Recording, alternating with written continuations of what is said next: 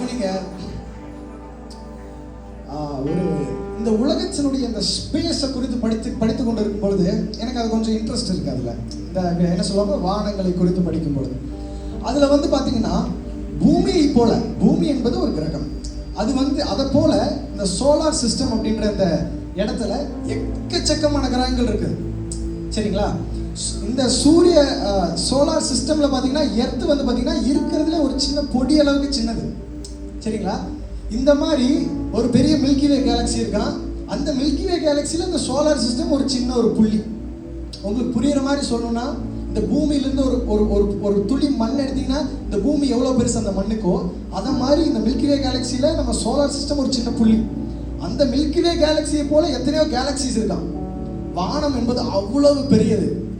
எல்லாத்தையும் அதெல்லாம் பார்த்ததுக்கு அப்புறம் அப்பா ஆண்டவர் எவ்வளவு பெருசா சிருஷ்டிச்சிருக்கான்னு சொல்லிட்டு வந்து இந்த வசனத்தை எடுத்து ஆதியாகமம் 1:1 வாசிக்கும் போது சொல்லுகிறது, ஆதியிலே தேவன் வானத்தையும் பூமியையும் சிருஷ்டித்தார். முடிஞ்சது. கையை தட்டுங்களேன். ஒரே வார்த்தை, அவ்வளவுதான். உண்டாய கடவுள்னாரு உண்டாயிடுச்சு. ராமே சொல்லுங்களேன். ஆமே, அவ்வளோ பெரிய தேவன் நம் தேவன். ஹல்லேலூயா. ஆமே. அதெல்லாம் நம்ம பார்க்கும்போது நம்மளுடைய வாழ்க்கையில் ஒரு சின்ன பிரச்சனை யோசிச்சு பாருங்க. நம்மளுக்கு அது பெரிய பிரச்சனையா தெரியலாம், அவருக்கு அது எவ்வளவு சின்ன பிரச்சனை தெரியுமா? ஆனா ஆண்டவர் பாருங்க, நம்ம ஒவ்வொரு டைம் அவர் பக்கத்துல உட்காந்து ஜெபிக்கும் பொழுது, நம்ம அவரை தொழுது கொள்ளும் போது நம்மளை உட்கார்ந்து பார்க்கிறார், அவர் செவியை கேட்கிறார், நம்ம என்ன பேசுறோம்ன்றதை கவனிக்கிறார். ஹல்லேலூயா. ஆமே. நம்ம ஆராதிக்க தேவன் எவ்வளவு நல்லவருங்க. இதுக்கெல்லாம் என்ன காரணம் தெரியுமா?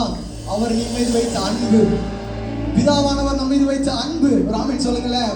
வேதம் சொல்லுகிறது, யோவான் 3:16-17 சொல்லுகிறது, தேவன் தம் ஒரே பேரான குமாரனை விசுவாசிக்கிற எவனும் கெட்டு போகாமல் ஆமென் நித்திய ஜீவன் அடையும்படிக்கு அவரை தந்தருளி இவ்வளவாய் உலகத்தில் அன்பு கூர்ந்தார்.